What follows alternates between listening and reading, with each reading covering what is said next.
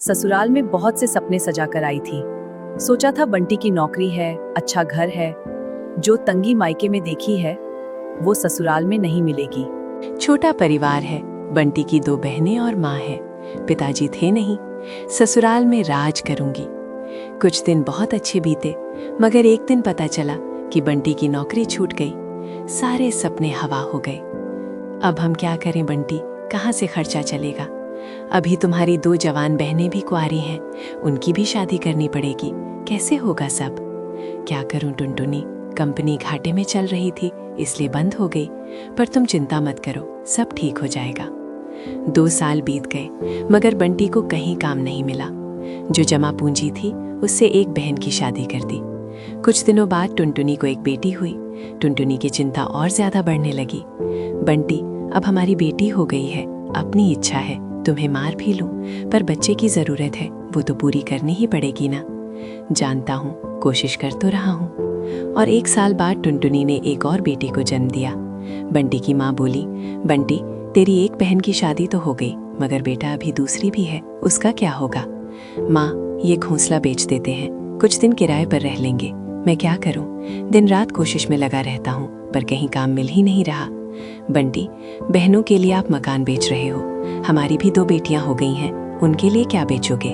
टुनटुनी, मैं पढ़ा लिखा हूँ, तुम क्या सोचती हो कि मैं अब ठेला लगाऊंगा? ये मुझसे नहीं होगा। टुनटुनी रोने लगी और बोली, तो क्या मैं अपने बच्चों के लिए अनाज के लिए भी तरसती रहूं? दोनों बच्चियां दाने के लिए रोती रहती हैं, क्या पानी सूंघकर पेट भरती रहूं? जब तक कोई नौकरी नहीं मिलती तब तक तो कुछ कर ही सकते हो, अब मुझे ही काम करना पड़ेगा। नहीं, हमारे घर की बहू बेटी बाहर काम नहीं करती। टुनटुनी बहुत दुखी रहने लगी। कुछ समय बाद घर बेचकर दूसरी बहन की शादी भी हो गई। अब तो रोज ही बंटी और टुनटुनी के बीच में लड़ाई रहने लगी। एक दिन बेरोजगारी से तंग आकर बंटी ने आत्महत्या कर ली। टुनटुनी के सारे सपने टूट गए। मैं बिल्कुल अकेली हो गई हूँ। अब जिम्मेदारी टुनटुनी के सर पर थी। बूढ़ी सास, अपनी 2 बेटियां और घोंसले का किराया। कुछ आसपास के पक्षी गरीब समझकर बच्चियों को पुराने कपड़े और खाना देकर मदद कर दिया करते थे। टुनटुनी अपनी सास से बोली, माँ, 2 महीने गुजर गए, जो घर का पैसा बचा था वो सब खर्च हो गया। अब मुझे ही कोई काम करना पड़ेगा। जिस गरीबी में हमारे दिन कट रहे हैं, मैं नहीं चाहती कि मेरी बच्चियां भी गरीबी में दिन गुजारें। मगर तो करेगी क्या बहू, अपना कुछ काम करने के लिए पैसे भी तो चाहिए। कोई बात नहीं माँ, कोई तो मदद कर ही देगा। टुनटुनी ने सब रिश्तेदारों से मदद मांगी, पर किसी ने कोई मदद नहीं की। सब ये सोचते थे कि ये इतनी गरीब है, कहाँ से चुकाएगी। मायके से भी किसी तरह की कोई मदद नहीं मिली। टुनटुनी निराश हो गई और दुखी होकर रोने लगी। मैं अपने बच्चों को भूखा नहीं मरने दूंगी, कुछ ना कुछ करूंगी, पर इतने पैसों में क्या काम करूं? एक दिन उसे उसके ही जंगल का एक चिड़ाक गोलू मिला। वो टुनटुनी की शादी से पहले टुनटुनी को बहुत पसंद करता था, लेकिन उसे कभी कुछ कह नहीं पाया था। अरे टुनटुनी, कैसे हो तुम? और यहाँ कैसे?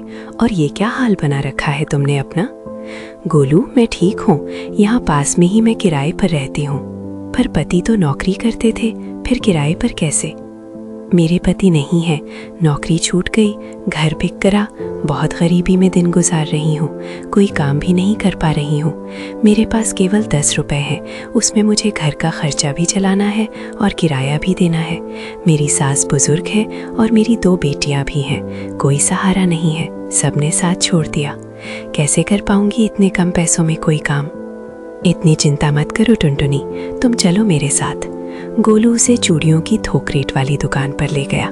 ये मेरी ही दुकान है टुनटुनी, फ्री में देकर तुम्हारे आत्मसम्मान को ठेस नहीं पहुंचाना चाहता, इसलिए ये 1 रुपए की चूड़ियां दे रहा हूँ। बाजार में इनकी कीमत बहुत ज़्यादा है, पर मैं तुम्हें ये आधे रेट में दे रहा हूँ, लेकिन तुम इन्हें दर्जन बेचना। ये बहुत सुंदर चूड़ियां हैं, पहले कम बेचना और जैसे ही मुनाफा दिखाई दे दर्जन बेचना। टुनटुनी बहुत खुश हुई। उसकी सारी परेशानी का हल जो उसे मिल गया था, वो चूड़ियां बेचने लगी। चूड़ी ले लो चूड़ी, रंग बिरंगी चूड़ी ले लो, सुहागों वाली चूड़ी ले लो। वो दाल डाल जाकर चूड़ियां बेचती और बीच बीच में आकर अपनी बेटियों को भी देख लेती। आसपास के पक्षी उसे गरीब समझकर मोल भाव भी नहीं करते। सबको उसकी चूड़ियां पसंद आने लगी और उसकी खूब बिक्री होने लगी। चूड़ियां तो टुनटुनी के पास ही सुंदर होती हैं, उसी से खरीदेंगे। तीज त्योहार पर और मैं चूड़ी पहनाने के लिए उसे ही बुलाया जाता था। जिसमें उसकी कमाई अच्छी हो जाती थी। इस तरह 1 साल गुजर गया। टुनटुनी के अच्छे दिन आने लगे। टुनटुनी गोलू से बोली, गोलू, तुम्हारा बहुत बहुत धन्यवाद। तुम्हारी वजह से मैं आज अपनी गृहस्थी चला रही हूँ, नहीं तो भूखे मरने की नौबत आ गई थी। ये तो तुम्हारी मेहनत है टुनटुनी, मैंने कुछ नहीं किया। जितनी मेहनत करोगी उतना ही अच्छा फल मिलेगा। इसलिए कहते हैं, मेहनत करने वालों की कभी हार नहीं होती। बंटी कबूतर की बीवी टुनटुनी की हाइट काफी छोटी थी। वो इतनी नाटी थी, जंगल के पक्षी उसका कई बार मजाक बनाते थे। टुनटुनी, चलो जल्दी से तैयार हो जाओ, हम लोगों को पार्टी में जाना है। टुनटुनी तैयार होकर पार्टी में जाती है, जहाँ बंटी का दोस्त उससे कहता है, अरे बंटी, तू कितना लकी है यार, तेरी बीवी की हाइट इतनी कम है कि तुझे बच्चे की जरूरत ही नहीं, भाभी बच्ची जैसी है। और बंटी, अगर मेरी बीवी की हाइट इतनी कम हो तो मैं घर से बाहर निकलूं ही नहीं, कहीं फुदक के कहीं चली गई तो लेने के देने पड़ जाएंगे। सभी टुनटुनी पर हंसने लगते हैं। तभी पार्टी की जगह पर आग लग जाती है। अरे भागो यहाँ से, जल्दी भागो। अरे लेकिन बाहर के दरवाजे पर ही आग है, हम बाहर निकलेंगे तो निकलेंगे कैसे, कोई रास्ता भी नहीं है। अरे रास्ता है ना, अगर कोई सामने वाली खिड़की से बाहर निकल जाए तो सब निकल सकते हैं। तभी टुनटुनी छोटी सी खिड़की से बाहर निकल जाती है और आग बुझा देती है।